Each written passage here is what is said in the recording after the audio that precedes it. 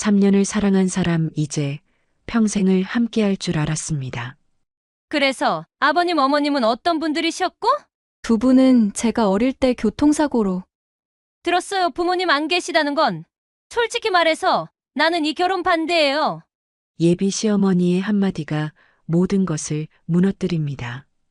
약혼자는 얼어붙고 세상이 무너진 것만 같던 바로 그 순간 가장 힘없어 보이던 할머니가 조용히 입을 엽니다. 그 말 꼭 기억하겠습니다. 제 인생은 부모님이 없다는 이유 하나만으로 그 자리에서 끝난 것만 같았습니다. 사랑하는 남자는 어머니 옆에서 얼어붙었고 저는 수치심에 아무 말도 할 수 없었죠. 그 한마디 이후 오만했던 그녀의 세계가 처절하게 부서져 내리기 시작합니다. 남편의 회사는 파산 직전에 몰리고 상류층 모임에선 조롱거리가 되며 믿었던 아들마저 엄마가 틀렸어요. 라며 등을 돌립니다. 결국 모든 것을 잃은 그녀가 비 오는 밤 할머니의 집 앞에서 무릎 꿇고 절규하기에 이릅니다. 제가 잘못했습니다. 제발. 그녀의 오만함이 깨운 것은 과연 평범한 할머니였을까요? 오늘의 이야기 시작하겠습니다. 그 전에 잠깐 구독과 좋아요 눌러주시면 큰 힘이 됩니다. 고급스러운 분위기가 감도는 한식당의 별실. 29의 소은은 마른 침을 삼켰습니다.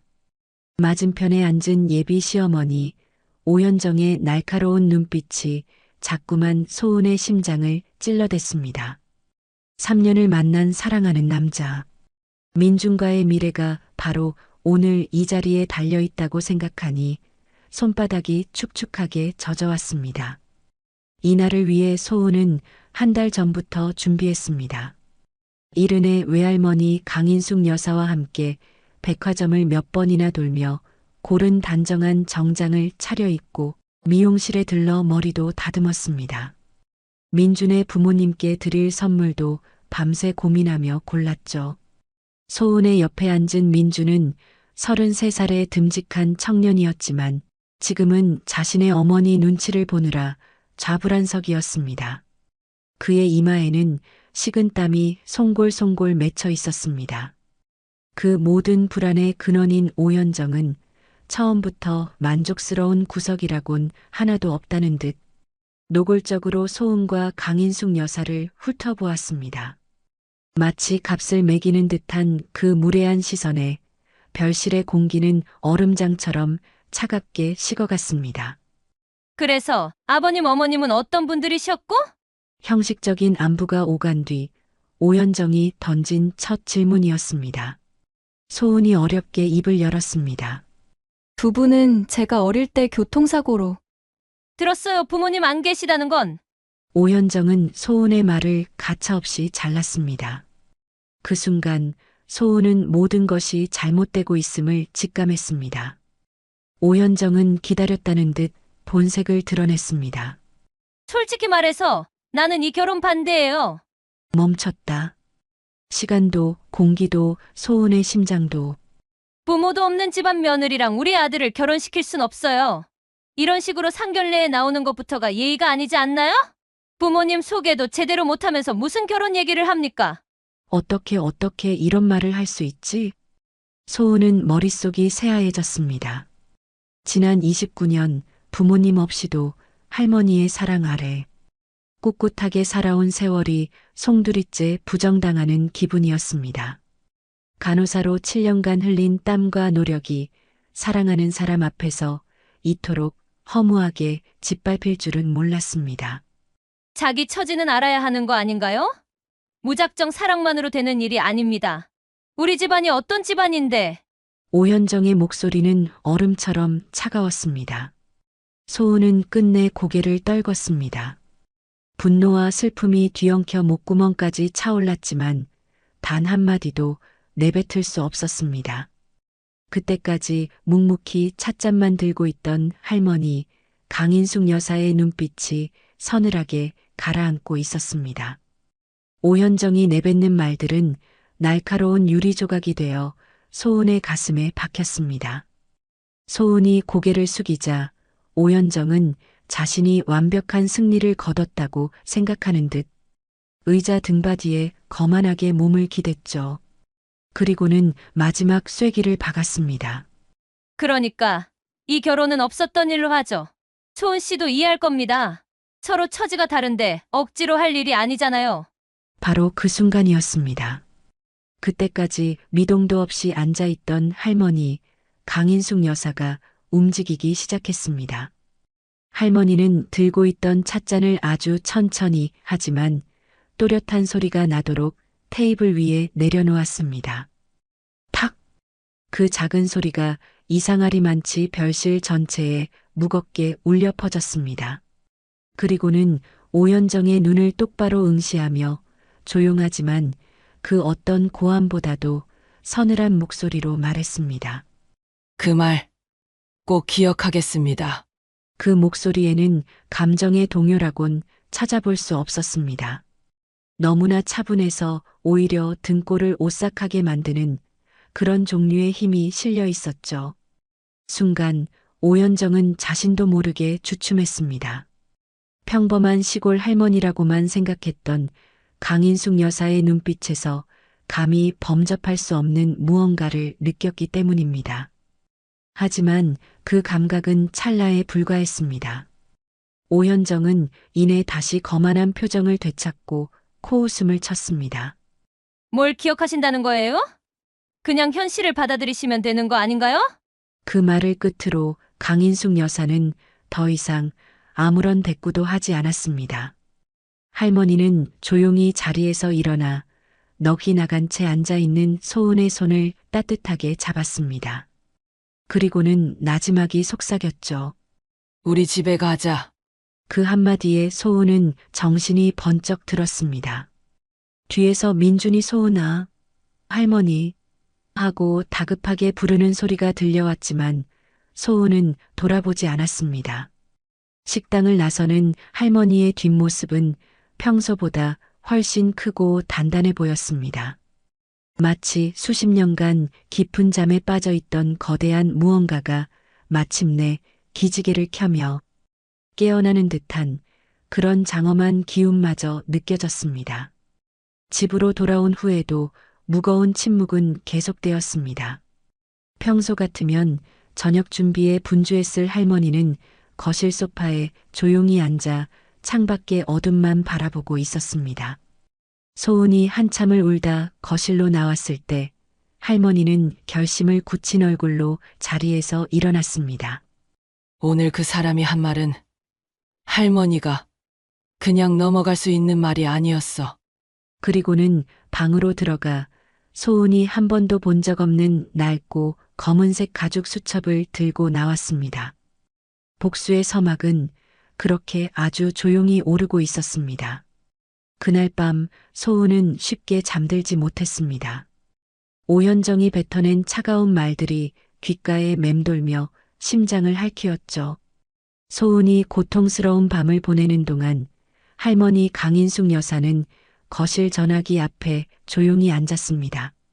손에 들린 검은 수첩에서는 묵직한 세월의 무게가 느껴졌습니다. 할머니는 수첩의 한 페이지를 펼쳐 30여 년 만에 처음으로 한 남자의 번호를 눌렀습니다. 여보세요. 혹시 회장님 계신가요? 강인숙입니다. 오래전에 그쪽 회장님과 인연이 있었던 사람입니다. 잠시 후 전화가 연결되자 할머니의 목소리가 한결 부드러워졌습니다. 그 목소리에는 오랜 세월 쌓인 그리움과 신뢰가 담겨 있었죠. 회장님, 정말 오랜만이에요. 할머니는 간단한 안부를 나눈 후 망설임 없이 본론으로 들어갔습니다. 상견례 자리에서 있었던 일을, 손녀 소은이 어떤 모욕을 당했는지 차분하지만 힘 있는 목소리로 설명했습니다. 오현정이라는 이름, 그리고 남편이 운영하는 중소기업의 정보까지 정확하게 전달했습니다. 혹시 회장님 쪽 거래처에 그런 회사가 있는지 궁금합니다. 수화기 너머에서 오현정 남편의 회사가 국내 굴지의 대기업인 대성그룹의 주요 계열사와 상당한 규모의 거래를 하고 있다는 확인이 돌아왔습니다. 모든 사실을 확인한 강인숙 여사는 잠시 숨을 고른 뒤 자신의 진짜 목적을 밝혔습니다. 그 목소리는 차갑고 단호했죠. 회장님, 제가 부탁이 있어요. 그 거래를 중단해 주실 수 있나요? 우리 아이가 받은 상처를 그냥 넘어갈 수가 없어서요. 전화 너머의 회장은 잠시 말이 없다가 이내 낮은 목소리로 말했습니다. 인수가 그동안 연락 한 번 없더니 이런 일로 전화하는 걸 보니까 정말 단단히 화가 났구나. 할머니는 조금도 물러서지 않았습니다. 네, 화가 났습니다. 우리 아이를 그렇게 모욕한 걸 가만히 둘 수는 없어요. 회장은 더 묻지 않고 즉시 답했습니다. 알겠다. 내일 아침 바로 담당자에게 지시하마. 그 회사와는 거래 중단하는 걸로. 복수의 첫 번째 칼날이 그렇게 시위를 떠났습니다. 통화를 마친 할머니는 잠시도 쉬지 않고 수첩의 다른 페이지를 넘겼습니다. 이번에는 한 여성의 이름 옆에 적힌 번호였죠. 혹시 윤혜진 사모님이신가요? 저강인 숙이에요. 오래전에 부인회에서 만났었는데 기억하세요? 이번 통화는 이전보다 훨씬 길고 화기애애했습니다. 할머니는 옛 이야기와 근황을 나누며 분위기를 푼 뒤 오현정이 저지른 몰상식한 행동을 자세히 설명하며 부탁했습니다. 그런 식으로 다른 사람을 모욕하는 건 옳지 않다고 혹시 같은 모임에 나가는 분들이 있으면 한 말씀만 전해주실 수 있나요? 2개의 전화. 하나는 오현정 남편의 숨통을, 다른 하나는 오현정의 체면을 겨누고 있었습니다. 보이지 않는 칼날은 그렇게 조용히 적의 심장을 향해 날아가기 시작했습니다. 할머니의 전화가 있고 이틀이 지난 화요일 오전 10시 소은이 병원에서 근무하고 있을 시간이었습니다. 할머니의 조용한 일상에 예상치 못한 방문객이 찾아왔습니다. 동네 어귀에 검은색 고급 승용차 한 대가 멈춰서더니 깔끔한 정장 차림의 50대 중반 남성이 내려 할머니의 집 문을 두드렸죠. 강인숙 여사님이신가요? 저는 대성그룹 회장님의 비서 박기서라고 합니다. 정중하게 고개를 숙이는 박기서 비서의 모습에서 할머니가 평범한 시골 노인이 아님이 명백하게 드러났습니다. 할머니는 박기서 비서를 거실로 안내하며 담담하게 차를 내어주었습니다. 박기서 비서는 서류 봉투 하나를 꺼내며 회장님의 지시사항을 보고하기 시작했습니다. 회장님께서 여사님 말씀을 듣고 즉시 조치를 취하라고 지시하셨습니다. 그 조치란 오현정의 남편 김진철이 운영하는 중소기업과의 모든 거래를 중단하라는 것이었습니다. 이미 오늘 오전에 정식 통보가 나갔고 대성그룹의 다른 모든 계열사에도 동일한 지시가 내려졌다고 합니다. 할머니가 예상했던 것보다 훨씬 빠르고 강력한 조치였죠. 회장님께서 진짜 품격이 무엇인지 제대로 알게 해주라고 명하셨습니다. 박기서 비서가 내민 서류에는 김진철의 회사 현황이 정리되어 있었습니다.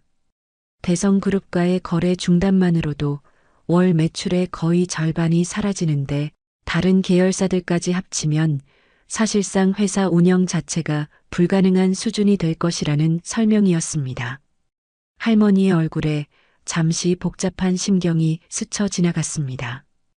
혹시 너무 심한 건 아닐까요? 아무래도 생계가 걸린 문제인데.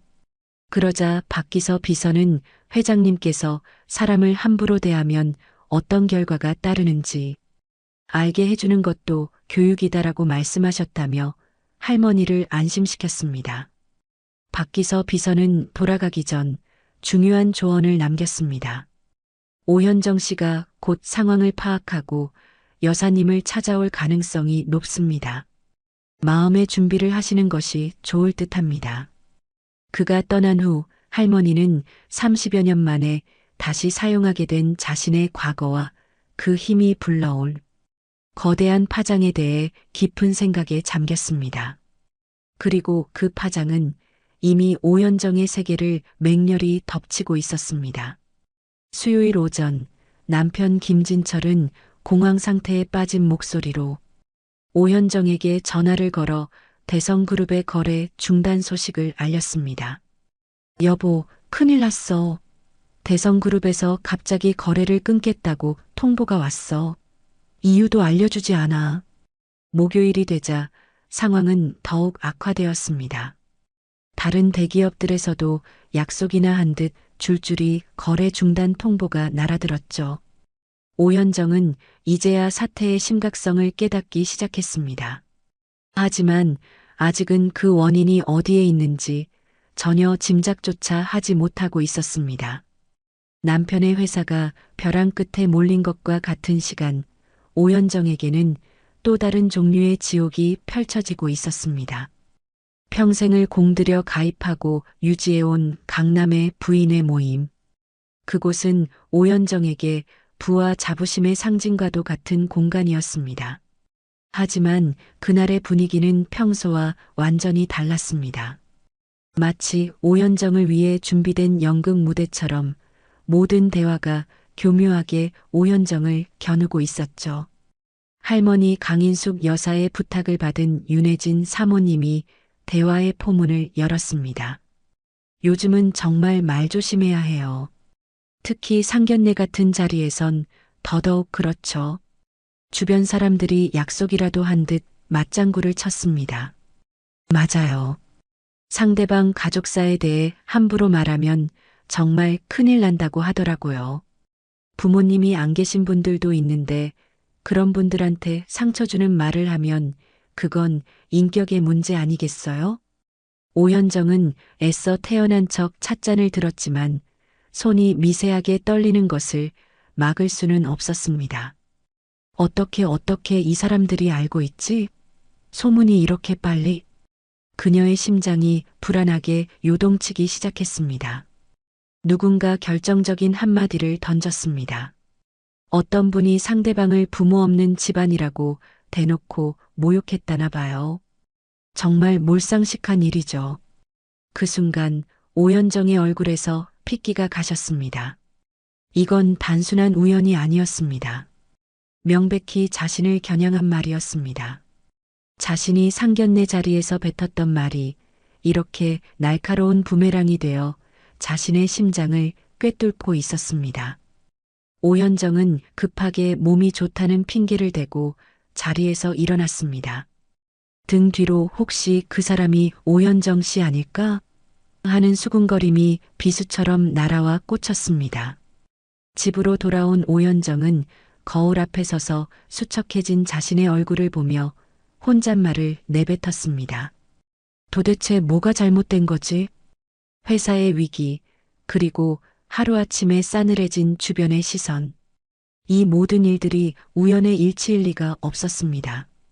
그 순간 오현정의 뇌리에 상견례 날의 풍경이 섬광처럼 스쳐 지나갔습니다.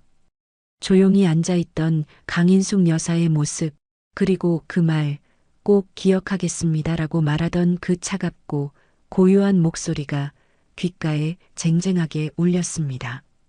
설마 그 일 때문에? 그 할머니 때문에? 퍼즐 조각들이 하나로 맞춰지기 시작했습니다. 이것은 우연이 아니었습니다. 불행도 사고도 아니었습니다. 이것은 명백히 그 평범해 보이던 늙은 할머니가 계획한 치밀하고도 무서운 복수였습니다. 공포가 오현정의 온몸을 휘감았습니다. 남편의 사업과 자신의 사회적 평판이 동시에 무너져 내리는 것을 속수무책으로 지켜보던 오현정에게 마지막이자 가장 끔찍한 시련이 찾아왔습니다. 바로 하나뿐인 아들, 민준의 변화였죠. 그날 저녁 집에 들어온 민준의 얼굴은 며칠 전과는 완전히 다른 사람처럼 어둡고 단단했습니다. 평소 어머니에게 순종적이기만 하던 아들이 아니었습니다. 민준은 거실에 망연자실 앉아있는 오현정에게 다가와 평생 처음 들어보는 낮고 결연한 목소리로 말문을 열었습니다. 엄마, 소은이한테 사과해야 해요. 오현정이 당황해서 뭐라고 되묻자 민주는 그동안 억눌러왔던 감정을 터뜨렸습니다. 엄마가 상견례에서 한 말 정말 너무했어요. 나는 그때 왜 아무 말도 못했을까요? 민준의 목소리에는 깊은 자책감이 배어 있었습니다. 민주는 부모님이 안 계시다는 이유로 소은이 부족한 사람 취급을 받을 이유는 전혀 없다고, 소은은 정말 좋은 사람이라고 강조했습니다. 오현정은 아들을 위해 한 일이라며 변명하려 했습니다. 하지만 그 말은 오히려 민준의 분노에 불을 지폈죠. 아니에요. 엄마를 위해서 한 말이에요. 엄마 체면, 엄마 자존심을 위해서 소은이를 모욕한 거잖아요. 민주는 태어나서 처음으로 어머니에게 소리를 질렀습니다. 그 고함에 오현정은 심장이 멎는 듯한 충격을 받았습니다. 아들의 반란은 거기서 그치지 않았습니다. 민주는 최근 집안에 닥친 불행들을 언급하며 오현정의 가슴을 서늘하게 만들었습니다. 엄마, 정말 모르겠어요? 요즘 우리 집에 일어나는 일들 말이에요. 이게 소은이 할머니랑 상관없다고 생각하세요? 오현정이 애써 부정하려 했지만 민주는 단호했습니다. 상관 있어요. 분명히 상관 있을 거예요. 그리고는 자신의 방으로 들어가기 전 어머니의 가슴에 비수를 꽂는 마지막 말을 남겼습니다. 엄마가 소은이와 할머니께 사과하지 않으면 저는 이제 엄마 말 안 듣고 살 거예요. 그게 제가 소은이를 지키는 유일한 방법이니까. 문이 쾅 닫혔습니다. 오현정은 거실에 홀로 남겨졌습니다. 남편의 사업은 파산 직전이고 평생을 공들여 쌓아온 사교계에서는 웃음거리가 되었으며 이제는 목숨보다 소중한 아들마저 자신을 원망하며 등을 돌렸습니다. 모든 것을 잃은 그 순간 오현정의 머릿속에 상견례 날의 풍경이 섬광처럼 스쳐 지나갔습니다. 조용히 앉아있던 강인숙 여사의 모습, 그리고 그 말, 꼭 기억하겠습니다라고 말하던 그 차갑고 고요한 목소리가 귓가에 쟁쟁하게 울렸습니다. 이제 의심의 여지가 없었습니다. 이것은 그 할머니가 계획한 완벽한 파멸의 시나리오였습니다. 모든 것이 그 할머니, 강인숙 여사의 계획이라는 끔찍한 확신에 도달한 오현정은 더 이상 버틸 수 없었습니다. 토요일 오후 오현정은 떨리는 손으로 운전대를 잡고 소은의 집 주소로 향했습니다. 일주일 전에 거만함은 온데간데 없고 파산 위기에 몰린 회사와 산산조각난 사회적 관계, 그리고 등을 돌린 아들만이 남은 초라한 모습이었죠. 정말 그 할머니가 이런 일을 믿을 수 없다는 혼잣말을 되뇌면서도 오현정의 마음 한편에서는 공포가 스멀스멀 피어올랐습니다. 평범한 시골 할머니처럼 보였던 사람의 손에 자신의 인생 전체가 송두리째 흔들리고 있다는 사실이 현실로 믿기지 않았습니다. 소은의 집 대문 앞에 도착한 오현정은 한참을 망설이다가 마침내 초인종을 눌렀습니다. 안에서 들려오는 강인숙 여사의 차분한 목소리에 오현정은 저도 모르게 목소리를 떨며 자신을 밝혔습니다. 저 오현정입니다. 상견례 때 배웠던. 잠시의 침묵 후 문이 열리고 강인숙 여사가 나타났습니다. 평범한 일상복 차림이었지만 그 너머에 숨겨진 거대한 힘이 오현정을 압도하는 듯 했습니다. 무슨 일로 오셨나요? 정중하지만 서늘한 그 물음에 오현정은 간신히 입을 열었습니다. 혹시 잠깐 이야기할 수 있을까요? 거실에 마주 앉은 두 사람 사이에는 무거운 침묵이 흘렀습니다. 오현정은 무슨 말부터 시작해야 할지 몰라 입술만 발싹였죠. 먼저 침묵을 깬 것은 강인숙 여사였습니다. 무슨 말씀하고 싶으신지 알 것 같아요. 그 말에 용기를 얻은 오현정이 조심스럽게 물었습니다. 혹시 최근에 저희 집에 일어난 일들이 그게 여사님과 관련이 있는 건가요? 강인숙 여사는 표정 하나 바꾸지 않고 찻잔을 들어 한 모금 마신 뒤 조용히 되물었습니다. 관련이 있다고 생각하세요? 그 질문에 오현정은 지난 일주일간 겪었던 모든 일들을 미친 듯이 털어놓기 시작했습니다. 하지만 할머니는 그저 묵묵히 듣고만 있었죠. 결국 오현정은 떨리는 목소리로 다시 물었습니다. 여사님, 솔직하게 여쭤볼게요. 이 모든 일이 여사님이 하신 일인가요? 강인숙 여사는 잠시 침묵하다가 마침내 오현정의 마지막 희망마저 부수는 한마디를 던졌습니다. 그렇다면 어쩌실 건가요? 그 순간 오현정은 모든 것을 확신했습니다. 자신이 얼마나 어리석었는지, 얼마나 무서운 사람을 건드렸는지 깨달았죠. 오현정은 갑자기 자리에서 일어나 강인숙 여사 앞에 무릎을 꿇었습니다. 죄송합니다. 정말 죄송해요. 뜨거운 눈물이 바닥으로 뚝뚝 떨어졌습니다.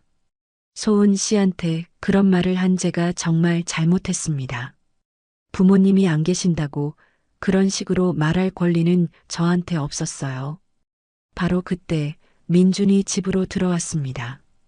어머니가 소은의 집에서 무릎을 꿇고 있는 충격적인 광경을 목격한 민준은 그 자리에 얼어붙고 말았습니다. 어머니가 무릎 꿇고 있는 모습을 본 민준은 그 모든 것이 자신의 나약함 때문이었다고 자책했습니다. 민준은 할머니를 향해 깊이 고개를 숙였죠. 할머니, 죄송합니다. 어머니 대신 제가 사과드립니다. 강인숙 여사는 민준이 사과할 일은 아니라고 말했지만 민준은 눈물을 글썽이며 고개를 저었습니다. 아닙니다. 제가 그때 막지 못했어요. 엄마가 그런 끔찍한 말을 할 때 제가 나서지 못한 게 정말 후회됩니다. 아들을 잃을지도 모른다는 공포에 질려있던 오현정은 아들의 그 말을 들으며 자신의 잘못이 가족 전체를 어떻게 망가뜨리고 있었는지 비로소 깨달았습니다. 바로 그때 기적처럼 할머니의 휴대폰이 울렸습니다. 대성그룹의 박기서 비서에게서 온 전화였죠. 박기서 비서는 회장님께서 오현정 남편 회사와의 거래를 다시 검토해 보라는 지시를 내리셨다고 전했습니다. 만약 오현정이 진심으로 반성하고 있다면 제한적으로라도 거래를 재개할 수 있다는 것이었습니다. 강인숙 여사는 간절한 눈빛으로 자신을 바라보는 오현정과 민준을 잠시 바라보다가 수화기에 대고 말했습니다. 그분께 전해주십시오. 교육은 충분히 이루어진 것 같다고. 하지만 앞으로는 더욱 조심해야 한다고요. 그 한마디에 오현정의 무너졌던 세계가 간신히 다시 세워질 기회를 얻었습니다. 오현정은 눈물을 쏟으며 감사하다는 말만 반복했고 민준 역시 깊이 인사를 드리며 진심으로 고마움을 표했습니다. 모자가 떠나고 집에 다시 평화가 찾아왔습니다. 소은은 할머니에게 조심스럽게 물었습니다. 할머니, 정말 대성그룹 창업주랑 아는 사이세요? 할머니는 잠시 망설이다 고개를 끄덕이며 그가 자신의 오빠임을 밝혔습니다. 그런데 그게 중요한 게 아니야. 우리 소은이가 상처받은 걸 이 할머니는 참을 수가 없었어. 소은은 자신을 위해 그런 엄청난 일을 벌인 할머니의 사랑에 감동하며 눈물을 흘렸습니다. 할머니, 저 때문에. 그러자 할머니는 소은을 꼭 안아주며 말했죠. 내가 다치면 내가 가만히 있을 수가 없더라. 그 품 안에서 소은은 세상 가장 안전하고 든든한 울타리를 느꼈습니다. 이번 일을 통해 소은은 많은 것을 깨달았습니다. 민주는 좋은 사람이었지만 가장 중요한 순간에 자신을 지켜주지 못했습니다. 그 사실은 어떤 사과로도 되돌릴 수 없는 깊은 상처로 남았죠. 소은은 민준과의 관계를 완전히 정리하기로 마음먹었습니다. 진짜 사랑은 어떤 상황에서도 내 편이 되어주고 나를 지켜주려는 행동으로 증명된다는 것을 할머니를 통해 배웠기 때문입니다. 며칠 후 평화로운 주말 오후 할머니와 소은은 마당에 앉아 김장 배추를 다듬고 있었습니다. 소은은 이번 일을 통해 진짜 품격이 무엇인지 알게 되었다고 말했습니다. 그것은 돈이나 지위가 아니라 다른 사람을 존중하고 소중한 것을 지킬 줄 아는 마음에서 나온다는 것을 말입니다. 할머니는 그런 소은의 모습을 보며 뿌듯한 미소를 지었습니다. 할머니와 손녀 두 사람의 모습 위로 따스한 가을 햇살이 쏟아져 내리고 있었습니다. 이제 두 사람에게는 어떤 시련이 닥쳐도 이겨낼 수 있는 사랑과 신뢰 그리고 서로를 지켜줄 용기가 있었습니다. 그것이야말로 세상 그 어떤 배경보다 강력하고 진정한 품격이었습니다. 오늘도 귀한 시간 내어 끝까지 시청해주신 구독자 여러분 진심으로 감사드립니다. 오늘의 이야기가 마음을 울렸다면 구독과 좋아요, 댓글 부탁드립니다. 오늘 제가 들려드릴 이야기는 강남의 한 펜트하우스에서 벌어진 충격적인 상견례, 그리고 그 자리에서 일어난 믿을 수 없는 반전에 관한 이야기입니다. 29살 하이선은 어머니와 함께 작은 원룸에서 검소하게 살아가고 있었어요. 다리가 불편하신 어머니, 그리고 회계사무소에서 야근을 밥 먹듯 하는 평범한 일상. 하지만 운명적으로 만난 건설사 대표 아들 준호와 2년간의 사랑을 키워 결혼을 약속하게 됩니다. 그런데 첫 상견례에서 준호의 어머니가 던진 한마디가 모든 걸 바꿔놓았습니다. 원룸에서 산다고요? 어머님 다리도 저르시던데 그런 집이면 준호가 책임 탓이라는 거예요? 하지만 그들은 몰랐습니다. 자신들이 지금 누구에게 그런 말을 했는지 말이죠. 며칠 후 유혜련이 무단으로 하이서의 집을 방문해 더욱 충격적인 말을 내뱉습니다. 진짜 시궁창 사돈 될 뻔했네. 그 순간 조용히 앉아 계시던 하인경이 천천히 일어섭니다. 이젠 보여줘야겠구나. 누가 시궁창인지. 두 번째 상견례, 준혼의 펜트하우스에서 유혜련은 또다시 모욕을 퍼붓습니다. 우리 집 화장실이 하이서 씨 집보다 클거려? 그때였습니다. 하인경이 조용히 서류 가방을 열며 한 장의 종이를 꺼냅니다. 사모님, 이 건물 땅 주인이 누군지 아세요? 등기부등본 보시죠. 이 땅 제 겁니다. 그 순간 식탁은 순식간에 정적에 휩싸였습니다. 과연 무슨 일이 벌어진 걸까요? 다리 절던 조용한 어머니가 어떻게 강남 최고 부지의 주인이었을까요? 그리고 왜 그토록 오만하던 유혜련이 1년 후 김밥집에서 무릎 꿇고 용서를 빌게 되었을까요?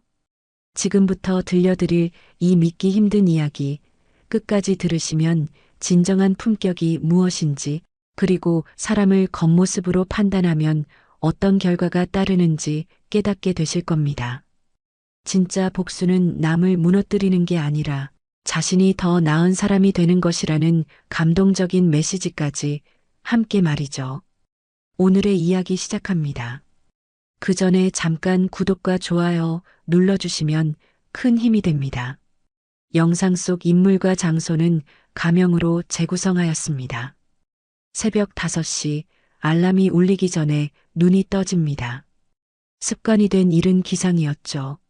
좁은 원룸에서 몸을 일으켜 세우며 옆에서 잠든 어머니의 고른 숨소리를 확인합니다. 어머니는 항상 저보다 늦게 주무시곤 하셨어요. 화장실에서 세수를 하며 거울 속 제 모습을 바라봅니다. 29살 평범한 얼굴에 평범한 키. 특별할 것 하나 없는 모습이지만 그래도 오늘 하루를 버텨낼 만큼은 단단해 보였습니다.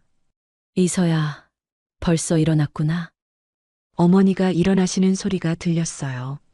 다리를 절뚝거리며 부엌으로 향하시는 발걸음 소리가 마음을 아프게 했습니다. 어릴 때 사고로 다리를 다치신 이후 어머니는 한 번도 제대로 걸으신 적이 없으셨거든요. 엄마, 아직 일찍이에요. 더 주무세요. 괜찮다. 엄마도 일찍 일어나는 게 좋아. 어머니는 늘 그렇게 말씀하시며 아침을 준비해 주셨습니다. 간단한 김치찌개와 밥, 그리고 저를 위해 특별히 준비해 주신 계란 후라이.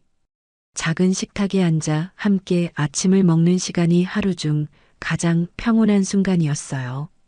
엄마, 저 언제쯤 결혼할 수 있을까요? 문득 입 밖으로 나온 말이었습니다. 주변 동료들이 하나둘 결혼을 하는 모습을 보며 든 생각이었죠. 어머니는 젓가락을 잠시 멈추시고 저를 바라보셨어요. 사람 됨됨이가 제일 중요해. 좋은 사람은 반드시 나타난단다. 어머니의 목소리는 언제나 따뜻했습니다. 어머니는 제가 어떤 사람과 만나든 상관없다고, 다만 진심으로 저를 아껴주는 사람이면 된다고 하셨어요. 회사로 향하는 지하철 안에서 창밖을 바라봅니다. 강남역 주변의 높은 빌딩들이 하늘을 찌를 듯 서 있었어요.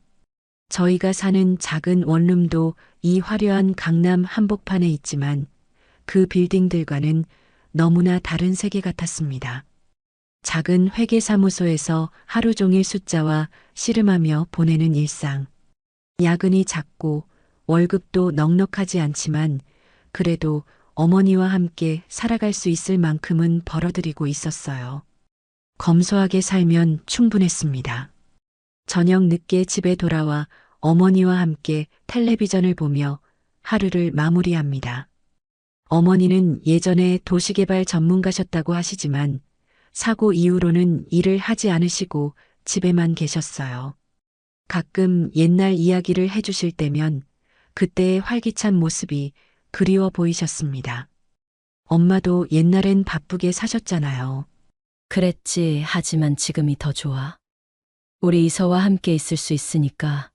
어머니의 미소를 보며 잠자리에 들입니다. 내일도 똑같은 하루가 기다리고 있겠지만 어머니가 있어 든든했어요. 대학 동창 미영이가 소개팅을 주선한다고 했을 때 사실 별로 기대하지 않았습니다. 지금까지 몇 번의 소개팅 모두 어색하게 끝났거든요. 하지만 미영이의 간곡한 부탁에 못 이겨 약속 장소인 홍대 카페로 향했어요. 최준호라고 해. 정말 괜찮은 사람이야. 미영이가 미리 보여준 사진 속 준호는 단정하고 따뜻해 보였습니다. 건설회사 다닌다고 했는데 아버지 회사라는 말에 살짝 부담스러웠죠. 재벌은 아니어도 꽤 잘 사는 집안인 것 같았거든요. 카페에 먼저 도착해 기다리고 있는데 문이 열리며 한 남자가 들어왔습니다. 사진보다 더 선해 보이는 인상의 준호였어요. 키도 제법 크고 무엇보다 눈빛이 진실해 보였습니다. 하이서 씨 맞죠? 최준우입니다. 첫 인사부터 정중했어요. 과하지 않게 예의를 지키면서도 어색하지 않게 대화를 이끌어가는 모습이 인상적이었습니다. 자신의 이야기를 할 때도 자랑하려는 기색 없이 담담하게 말했어요. 아버지 회사에 다니긴 하지만 사실 부담스러워요. 제 실력으로 인정받고 싶거든요. 준호의 솔직한 말에 마음이 열렸습니다. 재벌 아들이라며 으스대거나 자랑할 법도 한데 오히려 그런 환경을 부담스러워하는 모습이 진실해 보였어요. 2시간 남짓 대화를 나누며 서로에 대해 알아갔습니다. 준호는 제가 어머니와 단둘이 산다는 이야기를 들어도 전혀 이상하게 여기지 않았어요.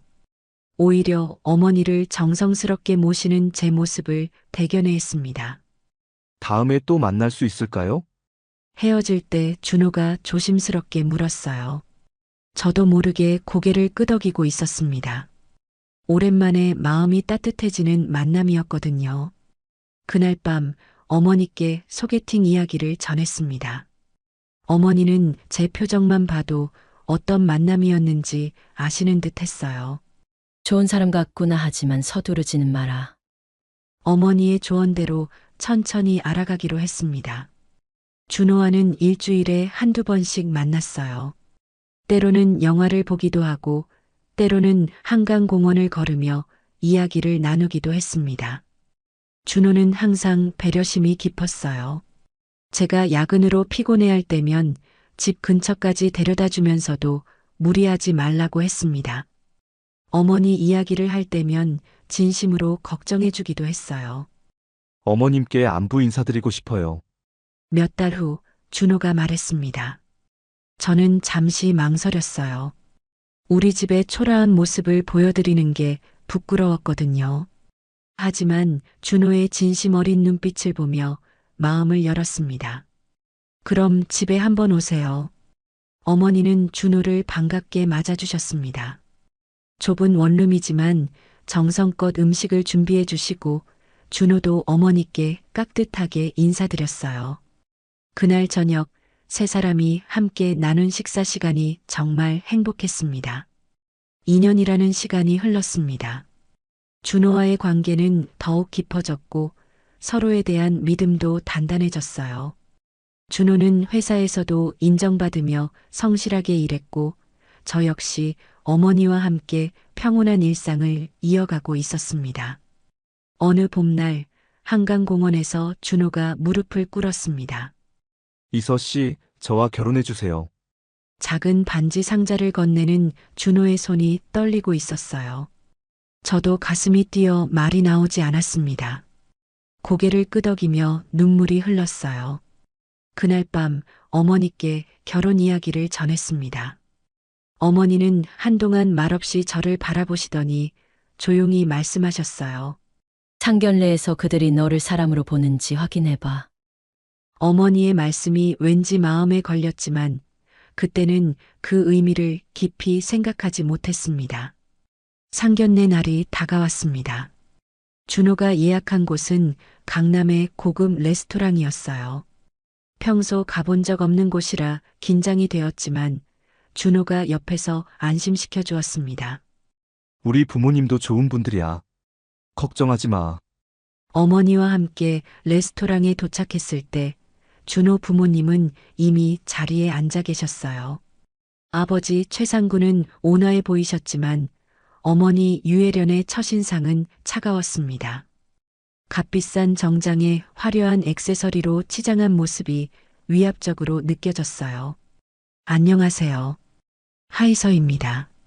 정중하게 인사드렸지만 유혜련은 저를 위아래로 훑어보며 작은 미소만 지었습니다. 그 미소가 진심이 아니라는 건 직감적으로 알 수 있었어요. 안녕하세요. 어머니가 다리를 절며 인사하시자 유혜련의 시선이 순간 어머니의 다리에 머물렀습니다. 그리고는 아무 말 없이 시선을 돌렸어요. 그 순간의 시선이 너무 차가워서 가슴이 답답해졌습니다. 식사가 시작되자 유혜련의 질문이 이어졌어요. 겉으로는 정중했지만 질문 하나하나가 날카로웠습니다. 하이서 씨는 어디 사세요? 강남에 있는 원룸에서 어머니와 함께 살고 있습니다. 원룸에서 산다고요? 유혜련의 목소리에 놀라는 기색이 역력했어요. 마치 믿을 수 없다는 듯한 표정이었습니다. 네, 작지만 저희에겐 충분합니다. 아버지는 어떻게 되세요? 어릴 때 돌아가셨고 어머니와 단둘이 살아요. 질문이 계속될수록 분위기는 더욱 어색해졌습니다. 유혜련은 어머니가 일을 하지 않으신다는 말에 미간을 찌푸렸고 저희의 경제적 상황에 대해서도 은근히 캐물었어요. 어머님은 지금 어떤 일을 하세요? 예전에는 도시개발 일을 했지만 지금은 집에 있습니다. 어머니가 조용히 답하시자 유혜련은 더 이상 어머니께 말을 걸지 않았습니다. 마치 관심이 없다는 듯이 시선을 돌려버렸어요. 준호는 중간중간 대화를 부드럽게 이끌려고 노력했지만 어머니의 차가운 시선은 계속되었습니다. 최상구는 그나마 예의를 지키려 했지만 아내의 눈치를 보며 별말을 하지 않았어요. 하이서 씨 회사는 어디예요? 작은 회계사무소에 다니고 있습니다.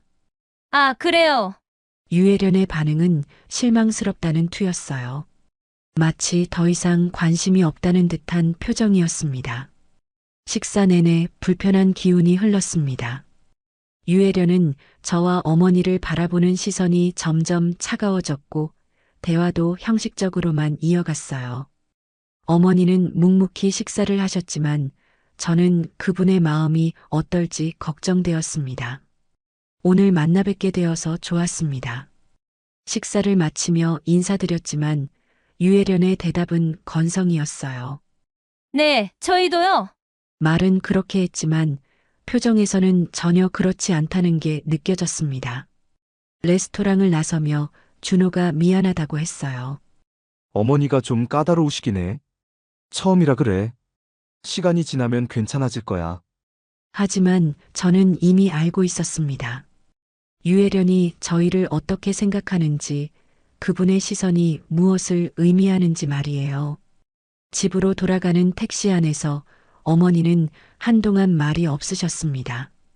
창밖을 바라보시는 어머니의 옆모습이 쓸쓸해 보였어요. 엄마, 괜찮으세요?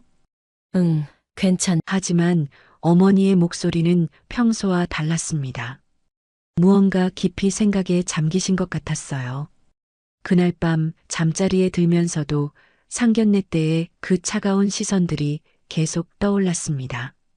준호는 좋은 사람이지만 그 어머니는 분명 저희를 받아들이지 않을 것 같았어요. 상견례 후 며칠이 지났을 때 집 초인종이 울렸습니다. 어머니와 함께 저녁을 준비하고 있던 중이었어요. 문을 열어보니 유혜련이 서 있었습니다. 사전 연락도 없이 갑작스럽게 찾아오신 것이었어요. 안녕하세요. 어색하게 인사를 건넸지만 유혜련의 표정은 상견례 때보다도 더 차가웠습니다. 집 좀 보고 싶어서 왔어요. 허락을 구하는 말투가 아니었어요. 이미 들어올 작정으로 온 것 같았습니다.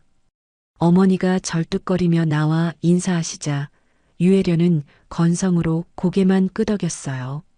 들어오세요. 마지못해 안내했습니다.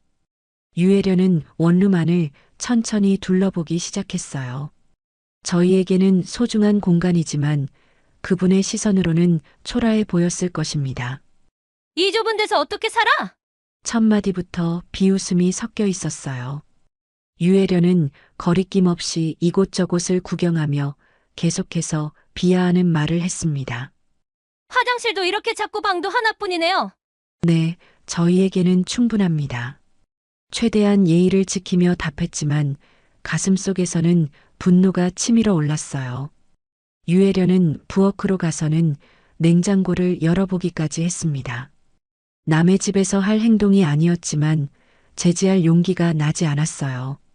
우리 집 미니 냉장고만 하네. 냉장고 안을 보며 코웃음을 쳤습니다. 그 순간 어머니의 얼굴이 굳어지는 것을 봤어요. 앉으세요. 차라도 드릴게요. 어머니가 조용히 말씀하셨지만 유혜련은 앉지 않고 계속 집안을 살펴보았습니다. 어머님 다리도 저르시던데 지금 일도 못 하시잖아요? 아버지도 안 계시고. 유혜련의 말은 점점 더 날카로워졌어요. 어머니의 장애를 그렇게 직설적으로 말하는 모습에 충격을 받았습니다. 그런 집이면 준호가 책임 타지라는 거예요? 결국 본심이 드러났습니다. 유혜련은 저희 가정이 준호에게 경제적 부담이 될 것이라고 생각하고 있었어요. 저희는 스스로 살아갈 수 있습니다. 뭘로요? 이 좁은 집에서 이렇게 살면서? 유혜련의 목소리가 점점 높아졌습니다. 어머니는 다리에 힘을 주며 일어서려 하셨지만 유혜련의 모욕은 계속되었어요. 진짜 시궁창 사돈 될 뻔했네. 그 말이 떨어지자 저는 더 이상 참을 수 없었습니다. 나가주세요. 뭐라고요? 나가달라고 했습니다. 더 이상 모욕적인 말씀 듣고 싶지 않아요. 유혜련은 어이없다는 표정을 지었지만 결국 집을 나갔습니다. 문이 닫히자마자 저는 주저앉고 말았어요. 눈물이 쏟아져 나왔습니다. 이서야. 어머니가 제 옆에 앉으시며 등을 쓸어주셨어요. 하지만 어머니의 손도 떨리고 있었습니다. 엄마, 저 정말 화가 나요. 어떻게 저렇게 말할 수 있어요? 그래, 화낼 만하다. 어머니의 목소리는 평소와 달랐습니다. 차분하면서도 단단한 무언가가 느껴졌어요. 시궁창이라고 했지. 누가 진짜 시궁창인지. 어머니가 다리에 힘을 주며 천천히 일어서셨습니다. 그 모습에서 예전에 보지 못했던 강인함이 느껴졌어요. 엄마, 이젠 보여줘야겠구나. 누가 시궁창인지. 어머니의 눈빛이 달라져 있었습니다. 평소의 온화한 모습과는 전혀 다른 결연한 의지가 담겨 있었어요. 그날 밤 어머니는 오랫동안 전화를 하셨습니다. 예전 직장 동료들과 연락을 취하시는 것 같았어요. 저는 어머니가 무엇을 계획하고 계신지 궁금했지만 깊이 묻지는 않았습니다. 준호에게 오늘 있었던 일을 전화로 이야기했어요. 준호는 깜짝 놀라며 사과했지만 이미 벌어진 일을 되돌릴 수는 없었습니다. 어머니한테 얘기해 볼 게 너무 심했어. 하지만 저는 이미 알고 있었습니다. 유혜련의 마음은 바뀌지 않을 것이라는 걸 말이에요. 다음 날부터 어머니의 행동이 달라졌습니다. 평소보다 일찍 일어나셔서 여러 통의 전화를 하기 시작하셨어요. 조용하지만 단호한 목소리로 누군가와 긴 대화를 나누시는 모습이었습니다. 한강뷰 타워 땅 4명의 서류 준비해줘요. 부엌에서 커피를 내리다가 우연히 들은 어머니의 말씀이었어요. 한강뷰 타워라니 그곳은 준호 아버지 회사에서 진행하는 대형 프로젝트 부지가 아닌가요? 어머니가 왜 그곳 이야기를 하시는지 이해할 수 없었습니다. 엄마, 무슨 얘기예요? 응? 아무것도 아니야. 어머니는 대수롭지 않다는 듯 웃으시며 화제를 돌리셨어요. 하지만 그 미소 뒤에 무언가 깊은 계획이 숨어 있다는 걸 직감했습니다. 며칠 후 준호가 연락을 해왔어요. 이서야, 우리 부모님이 2번째 상견례를 하자고 하셔. 2번째요? 응, 이번엔 우리 집에서 하자고 하시네.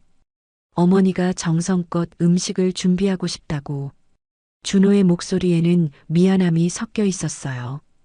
아마 지난번 유혜련의 행동에 대해 부모님께 이야기했나 봅니다.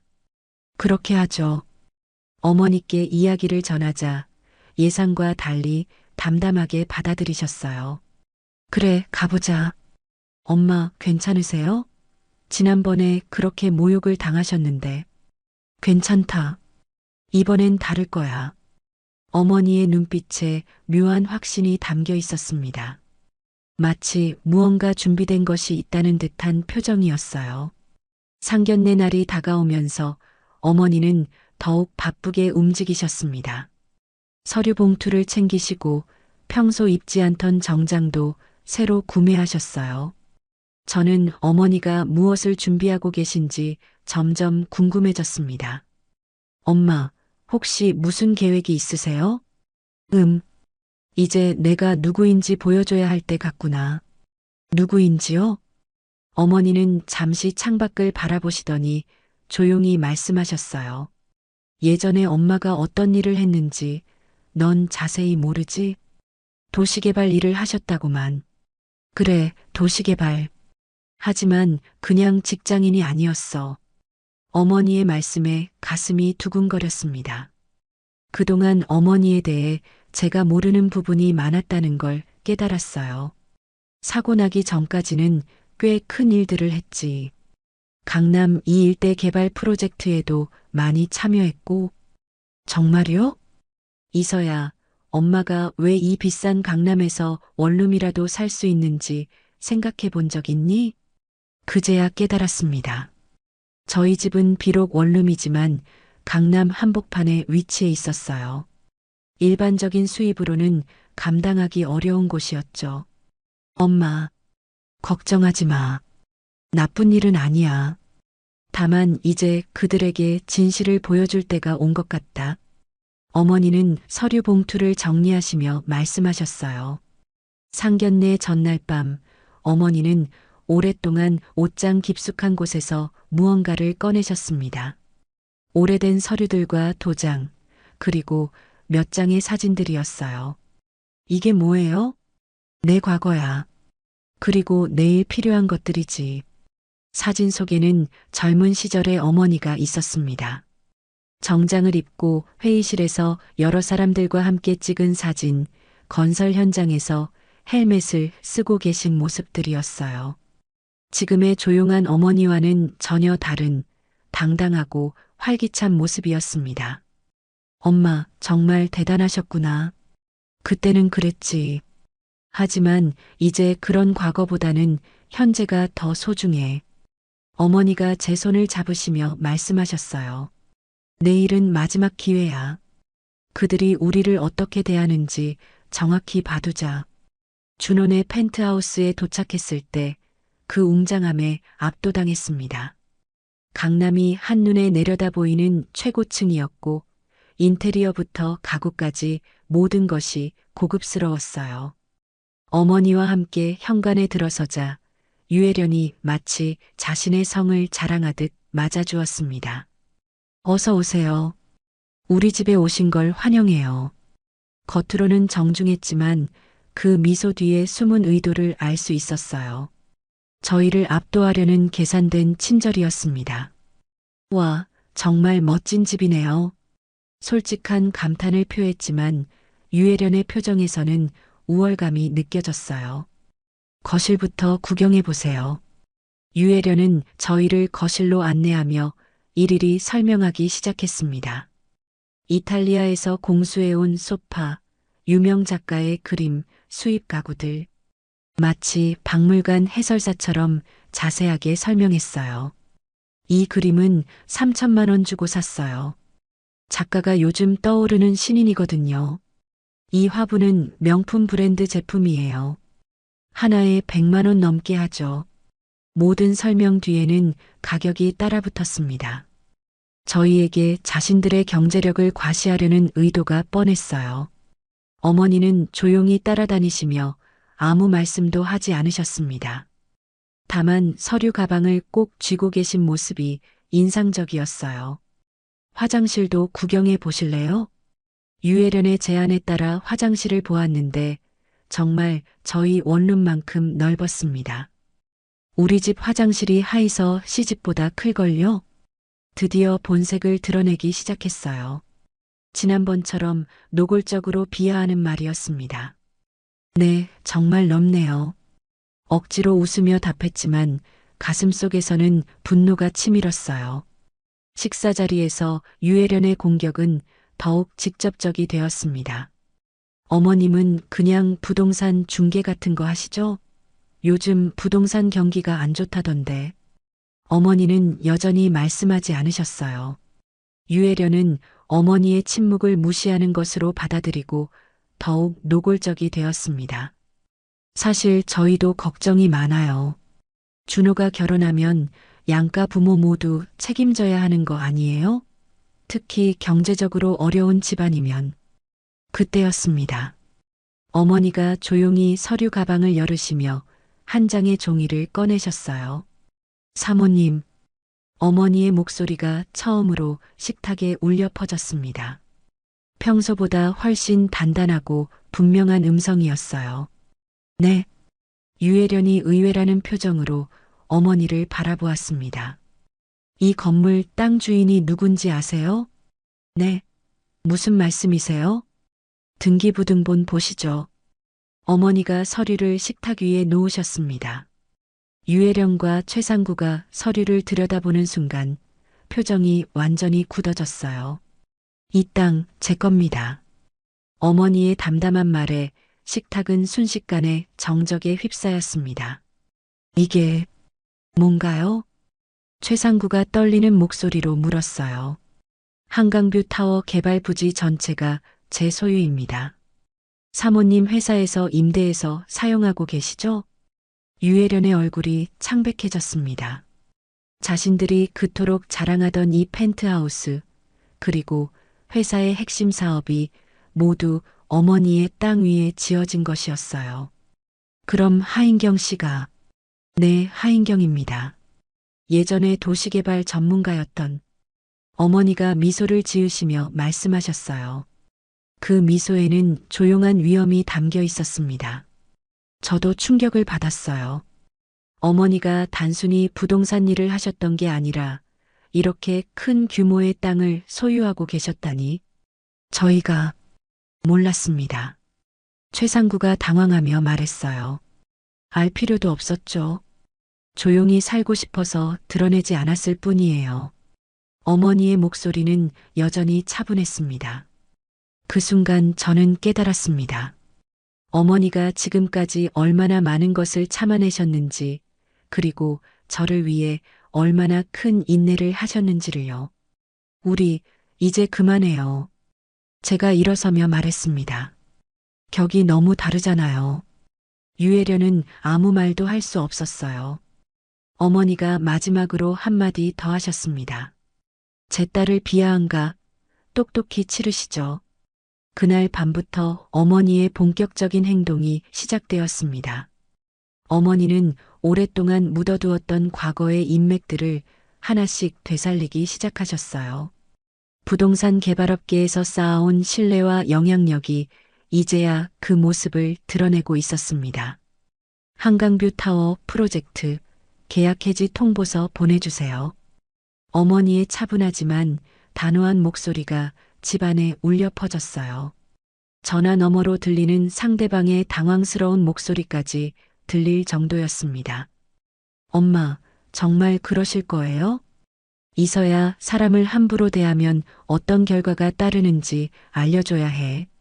어머니의 결정은 확고했습니다. 20년 넘게 쌓아온 신뢰관계를 바탕으로 최상구의 건설사와 맺었던 모든 계약을 하나씩 정리하기 시작하셨어요. 며칠 후 준호가 급하게 연락을 해왔습니다. 이서야, 우리 아버지 회사가 큰일 났어. 한강뷰 타워 부지를 갑자기 회수한다고. 준호의 목소리에는 당황과 절망이 섞여 있었어요. 어머님이 정말 땅 주인이었구나. 우리가 몰랐어. 준호 씨, 회사가 망할 것 같아. 그 프로젝트가 우리 회사의 핵심 사업이었거든. 준호의 말을 들으며 마음이 복잡해졌습니다. 준호는 좋은 사람이었는데 그 부모님 때문에 피해를 보게 된 상황이었어요. 어머니의 행동은 거기서 끝나지 않았습니다. 금융권에 있는 지인들을 통해 최상구 건설사의 신용도에 문제가 있다는 소문이 퍼지기 시작했어요. 한강뷰 타워 프로젝트 무산 소식이 알려지면서 은행들도 대출 연장을 거부하기 시작했습니다. 엄마, 이러면 준호네 가족이 너무 큰 타격을 받는 것 아니에요? 그들이 우리를 어떻게 대했는지 기억해. 어머니의 목소리에는 흔들림이 없었어요. 한 달 후 충격적인 소식이 들려왔습니다. 최상구의 건설사가 부도 위기에 처했다는 것이었어요. 주요 프로젝트들을 모두 잃고 기존 대출금도 상환하지 못하는 상황에 이르렀다고 했습니다. 더욱 충격적인 것은 그들이 살던 펜트하우스마저 월세를 내지 못해 나와야 한다는 소식이었어요. 그 화려했던 집이 사실은 월세였고 회사 상황이 악화되면서 월세도 감당할 수 없게 된 것이었습니다. 정말요? 그 큰 집이 월세였다고요? 허세였던 거지. 자기들이 얼마나 잘 사는지 보여주려고 무리를 했던 거야. 어머니의 말씀을 들으며 아이러니를 느꼈습니다. 그들이 그토록 자랑하던 것들이 모두 거품이었다니. 몇 달 뒤 우연히 강남역 근처에서 유혜련을 만났습니다. 예전의 화려한 모습은 온데간데 없었어요. 소박한 옷차림에 초라해 보이는 모습이었습니다. 저기, 혹시 김밥집 하시나요? 지나가던 사람이 유혜련에게 물어보는 것을 보고 깜짝 놀랐어요. 유혜련이 김밥집에서 일하고 있다는 뜻이었습니다. 네, 맞습니다. 유혜련의 대답은 힘없었어요. 과거의 오만함은 찾아볼 수 없었습니다. 그날 저녁 준호가 마지막으로 연락을 해왔습니다. 이서야, 정말 미안해. 우리 어머니가 너무 잘못했어. 준호 씨, 어머니가 계속 사과하고 싶어 하셔. 하지만 지금 상황이 너무 창피해서 연락도 못 드리고 계셔. 준호의 목소리에서 깊은 후회가 느껴졌어요. 준호 씨, 우리는 이제 끝인 것 같아. 그래. 나도 알고 있어. 우리 가족이 너희들에게 너무 큰 상처를 줬어. 전화를 끊고 나서 어머니께 이야기했습니다. 엄마, 이제 충분한 것 같아요. 그래, 이제 그만하자. 어머니도 더 이상 복수에 매달리지 않으실 생각인 것 같았어요. 목적은 달성되었고, 이제는 저희 삶을 다시 시작할 때였습니다. 1년이 흘렀습니다. 그동안 저는 어머니로부터 부동산 경영에 대해 많은 것을 배웠어요. 어머니가 쌓아온 경험과 노하우를 전수받으며 단순한 직장인에서 벗어나 독립적인 사업가로 성장하고 있었습니다. 이서야 사업은 단순히 돈을 버는 게 아니야. 지역과 사람을 생각해야 해. 어머니의 가르침 덕분에 저는 수익만을 추구하는 것이 아니라 지역 발전과 주민들의 삶을 고려하는 사업 철학을 갖게 되었어요. 작은 회의실에서 열린 개발 회의에서도 당당하게 제 의견을 피력할 수 있었습니다. 수익도 중요하지만 지역 주민들의 생활 환경 개선이 우선되어야 한다고 생각합니다. 회의 참석자들이 제 의견에 고개를 끄덕이며 동의하는 모습을 보며 뿌듯함을 느꼈어요. 예전에 소극적이던 제 모습과는 확연히 달라진 것이었습니다. 어느 늦은 오후 강남역 근처를 지나다가 작은 김밥집을 발견했습니다. 정성 김밥이라는 소박한 간판이 걸려 있었어요. 무심코 지나치려던 순간 익숙한 뒷모습이 눈에 들어왔습니다. 유혜련이었습니다. 앞치마를 두르고 김밥을 싸고 있는 모습이었어요. 예전에 화려했던 모습은 찾아볼 수 없었고 수수한 옷차림에 조금 야윈 얼굴이었습니다. 손님들에게 정중하게 인사하며 김밥을 건네는 모습에서는 예전의 오만함이 전혀 느껴지지 않았어요. 잠시 망설였지만 김밥집으로 들어갔습니다. 어서 오세요. 유혜련이 고개를 들더니 저를 알아보고 얼굴이 굳었어요. 순간 당황스러워하며 손을 멈췄습니다. 김밥 한 줄 주세요. 최대한 자연스럽게 주문했습니다. 유혜련은 떨리는 손으로 김밥을 싸기 시작했어요. 하이서 씨. 네. 정말 죄송합니다. 갑자기 유혜련이 앞치마로 손을 닦으며 말했어요. 목소리가 떨리고 있었습니다. 김밥을 받아들고 계산을 하려는 순간 유혜련이 갑자기 카운터 밖으로 나와 제 앞에 무릎을 꿇었습니다. 뭐 하세요? 일어나세요. 그땐 제가 너무 어리석었어요. 유혜련의 눈에서 눈물이 흘러내렸어요. 사람을 외모, 환경으로만 봤던 제가 잘못했어요. 하이서 씨와 어머님께 정말 용서받을 수 없는 일을 했습니다. 김밥집 안에 다른 손님들이 상황을 지켜보고 있었지만 유혜련은 신경 쓰지 않고 계속 말했어요. 제 아들도 저 때문에 좋은 사람을 잃었어요. 모든 게 제 탓입니다. 저는 유혜련을 바라보며 복잡한 감정을 느꼈습니다. 분노와 동정, 그리고 안타까움이 뒤섞인 기분이었어요. 일어나세요. 유혜련을 부축해서 일으켜 세웠습니다. 사람의 진짜 격은 평소 태도에서 드러나요. 제가 차분히 말했어요. 어머님의 본심은 그때 다 봤어요. 지금 이렇게 사과하신다고 해서 그때의 상처가 지워지는 건 아니거든요.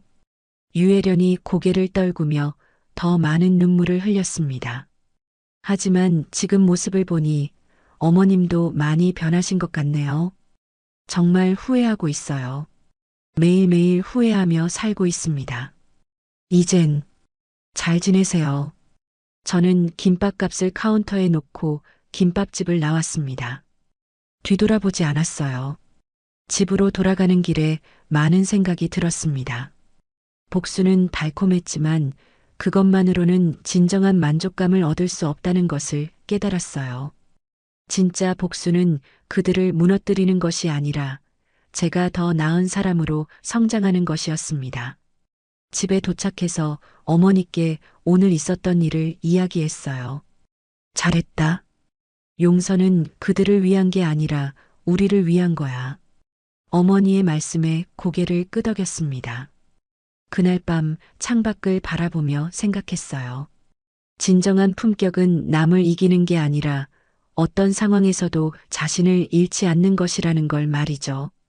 유혜련의 편견과 모욕 때문에 상처받았지만 그 상처를 딛고 더 단단한 사람이 될 수 있었습니다. 어머니와 함께 작은 원룸에서 시작했던 저희의 삶은 이제 새로운 장을 맞이하고 있었어요. 돈이나 지위가 아닌 진실한 마음과 올바른 가치관으로 살아가는 것이 진짜 품격이라는 것을 배웠습니다. 창밖 강남의 불빛들이 반짝이고 있었지만 이제 그 화려함에 주눅들지 않았어요. 진정한 가치는 겉모습이 아닌 사람의 내면에서 나온다는 것을 알았으니까요. 오늘도 귀한 시간 내어 끝까지 시청해주신 구독자 여러분 진심으로 감사드립니다. 오늘의 이야기가 마음을 울렸다면 구독과 좋아요, 댓글 부탁드립니다.